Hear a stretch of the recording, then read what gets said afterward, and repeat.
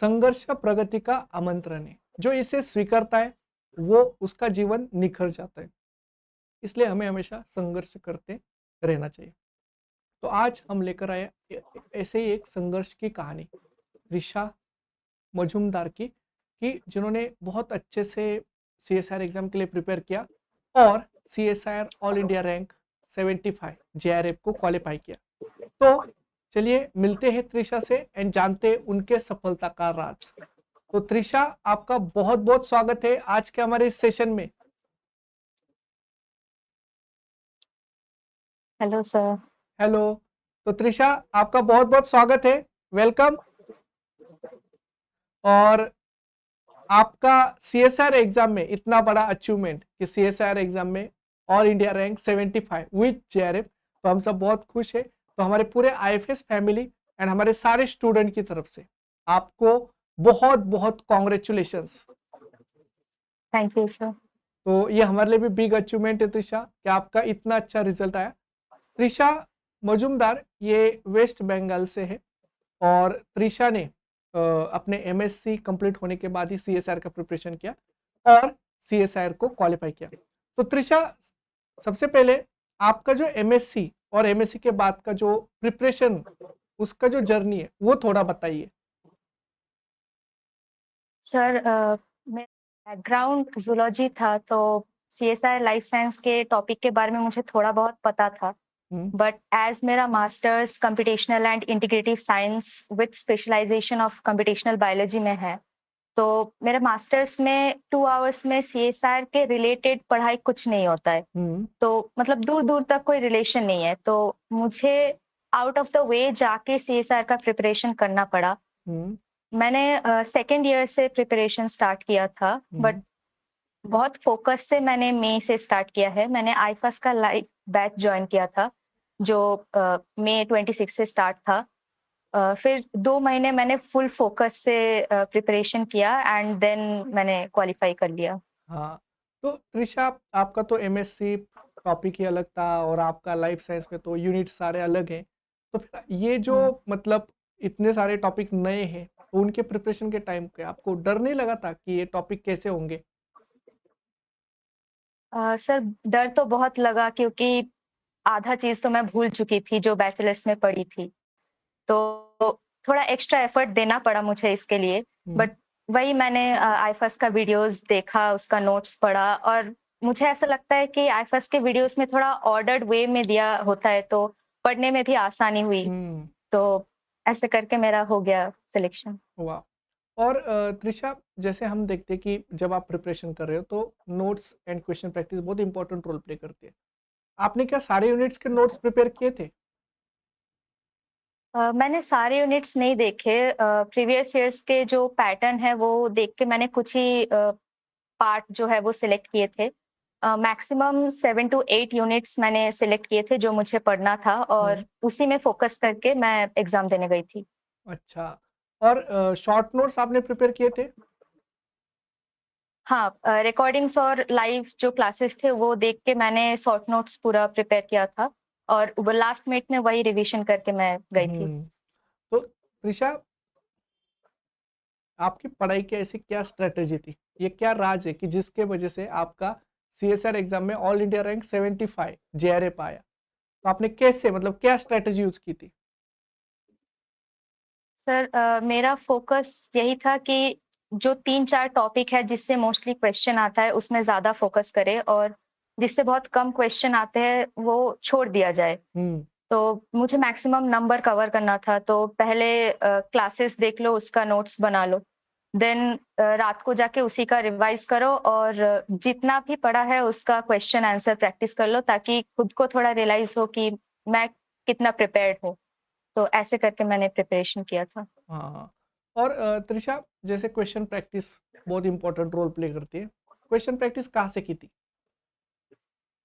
Sir मैंने आईफास का test series लिया था, और हम्म, आईफास का एक बुक भी आता है जिसमें आंसर्स एंड एक्सप्लेनेशन दिया है। हम्म, तो ये दोनों मिला के मैंने मोस्टली क्वेश्चन प्रैक्टिस किए थे। अच्छा।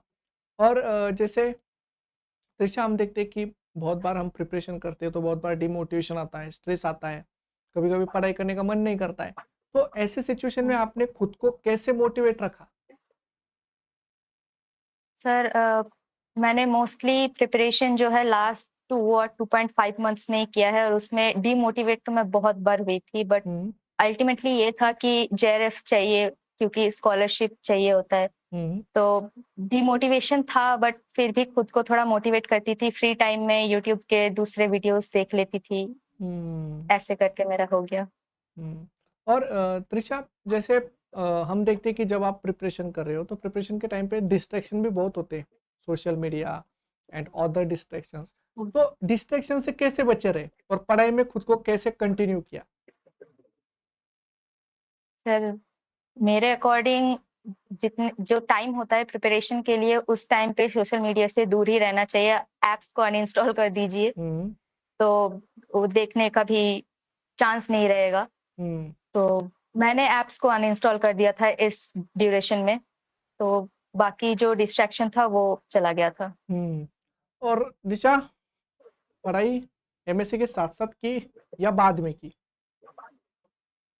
मेरा एमएससी मई में कंप्लीट हो गया था, हुँ, तो जो भी स्टार्ट किया मैंने इसके बाद ही स्टार्ट किया। अच्छा। और जब आप पढ़ते थे, तो पढ़ते टाइम पे तो बहुत सारे ऐसे, क्योंकि लाइव बैच से आप पढ़ते थे, अगर आपको कभी डाउट्स आए या कुछ क्वेश्चन में कुछ दिक्कत हुई तो आप कैसे उसको सॉल्व करते थे?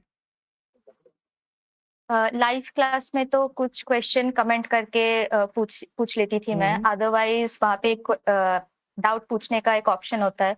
वहाँ हुँ, पे भी मैंने टाइप करके 2-3 मेरे डाउट्स क्लियर किए हाँ। हैं। तो दिशा, लाइव क्लास में एन्जॉय किया फिर? यस सर, हाँ। और बहुत अच्छा उसके था। साथ जैसे दिशा, हम देखते हैं ना कि जब आप प्रिपरेशन कर रहे हो, तो प्रिपरेशन करते समय बहुत बार नेगेटिव मार्किंग का जो रोल होता है कि हम नेगेटिव मार्किंग से बहुत डरते हैं। तो आपने नेगेटिव मार्किंग को कैसे मतलब कंट्रोल किया? सर मेरा फ़ोकस था कि अगर नेगेटिव मार्किंग हो भी जाता है तो पार्ट ए और बी से होना चाहिए, हुँ, क्योंकि वहाँ पे नंबर भी कम, मार्क्स भी कम होते हैं तो नेगेटिव मार्किंग भी कम होगा। बट पार्ट सी में अगर गलती हो जाती है तो 1 मार्क्स नेगेटिव में चला जाएगा। तो हुँ, पार्ट सी में नेगेटिव मार्किंग अवॉइड करना सही रहेगा। तो हुँ, मैक्सिमम क्वेश्चन अगर अटेम्प्ट करना हो तो वो पार्ट ए एंड बी में हो जाना चाहिए। पार्ट सी हुँ। को थोड़ा ध्यान से करना बेटर रहता है। यस। और दिशा, जैसे हम ये देखते हैं ना कि आपका इतना अच्छा रिजल्ट आया है कि ऑल इंडिया रैंक 75 जेआरएफ। तो ये जो इतना बड़ा मतलब अचीवमेंट है, इस सफलता का राज जो है वो छुपा है सिलेक्शन ऑफ द क्वेश्चन में, कि आपने जो भी क्वेश्चन सिलेक्ट किए यस। एग्जाम में वो करेक्ट हो गए। तो ये क्या राज है गहरा कि आपने जो क्वेश्चन सिलेक्ट किए वो most of the question correct हो गए? तो सिलेक्शन ऑफ द क्वेश्चन के लिए आपने कैसे प्रैक्टिस की थी? सर पार्ट ए के लिए मैंने ज़्यादा प्रिपेयर नहीं किया था क्योंकि मेरे मास्टर्स में मैथ्स थे, तो उसमें से मोस्टली कवर हो गया था। मैंने मोस्टली फ़ोकस किया था पार्ट सी में। हम्म, मैंने 25 अटेम्प्ट किए थे जिसमें से 24 मेरे करेक्ट हुए, हम्म, और पार्ट बी में मैंने थोड़ा कम अटेम्प्ट किया था हम्म, और उसमें से भी मेरा कुछ ही गलत हुए थे। तो हम्म, पार्ट सी में मैंने जितना भी अटेम्प्ट किया था, मेरा मेन फ़ोकस था कि सारे करेक्ट हो जाए मेरा। हम्म। और जैसे हम ये देखते हैं कि एग्ज़ाम से पहले बहुत स्ट्रेस आता है, एंजाइटी आती है, और एग्ज़ाम में बैठने से पहले भी बहुत डर लगता है। तो क्या आपको भी डर लगा था एग्ज़ाम का? सर मैंने इसके पहले भी बहुत सारे नेशनल लेवल एग्ज़ाम दिए हैं, तो उतना डर मुझे नहीं लगा था, बट इसके बाद मुझे पीएचडी करना है, तो थोड़ा-सा डर था कि अगर ये नहीं होगा तो देन शायद 6 मंथ का ड्रॉप आ जाएगा, हम्म, तो थोड़ा-सा डर था। हम्म। और अब हम क्या करते हैं त्रिशा, कि अब हम रैपिड फायर राउंड लेते हैं। हाँ, तो मैं कुछ क्वेश्चन पूछूंगा, बस आपको उसके क्विक आंसर देने। तो आप लाइफ साइंस में आपने कितने यूनिट्स प्रिपेयर किए थे? 6 टू 7 यूनिट्स। 6 to 7 units. और आपका सबसे फेवरेट यूनिट कौन सा है?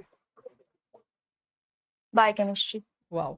और टिपिकल कौन सा लगता है यूनिट? Developmental biology.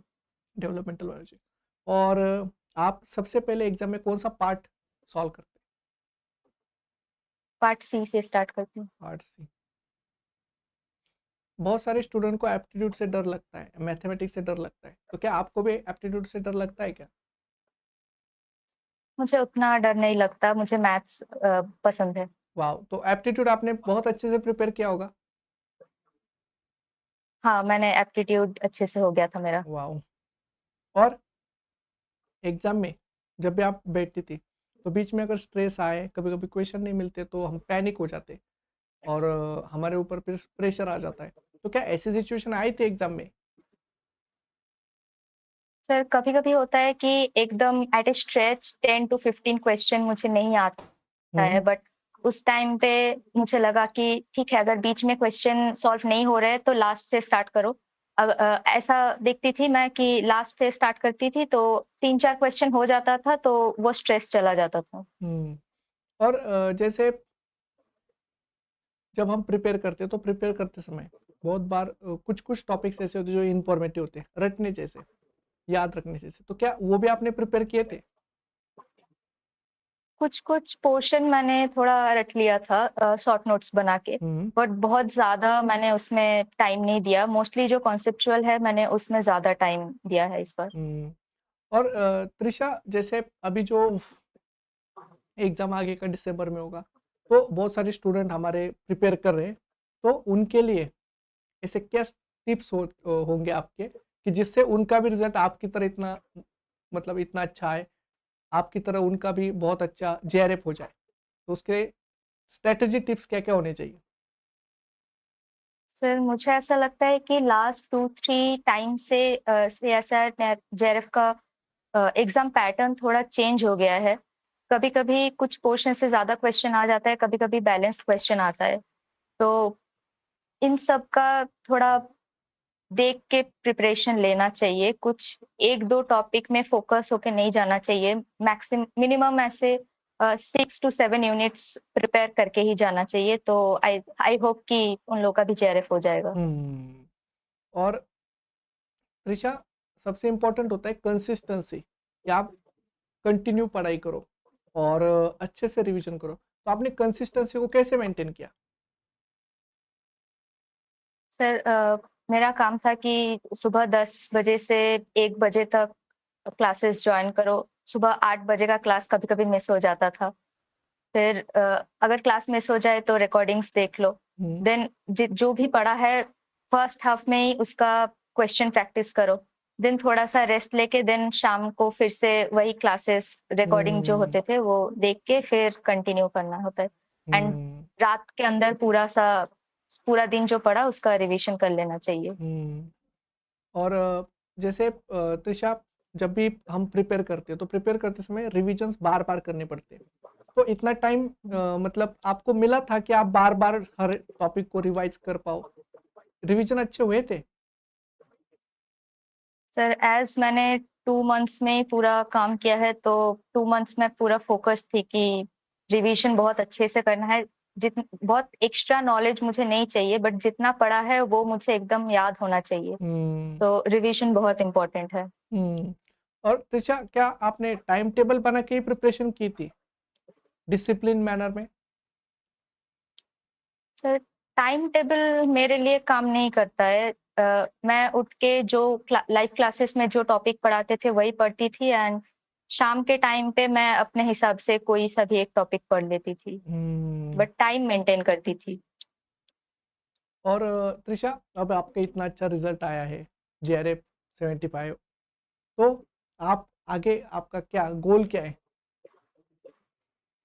सर, इसके बाद मुझे पीएचडी करना है, तो उसके लिए प्रिपेयर कर रही हूँ। वाओ! तो त्रिशा आपको आपके फ्यूचर गोल्स के लिए हम सब पूरे आईपीएस फैमिली एंड सारे स्टूडेंट की तरफ से ऑल द बेस्ट एंड आपने इतने अच्छे-अच्छे स्ट्रैटेजीज़ बताए, इतने सारे पॉइंट्स आपने बताए, तो ये सब हमारे स्टूडेंट के लिए बहुत हेल्पफुल रहेंगे एंड आपका इतना अच्छा रिज़ल्ट आया है, तो पूरे आईपीएस एंड पूरे आईपीएस फैमिली की तरफ से, स्टूडेंट की तरफ से आपको बहुत-बहुत congratulations and wish you thank you sir. All the best for your future goals. Thank you sir. So thank you Trisha, thank you.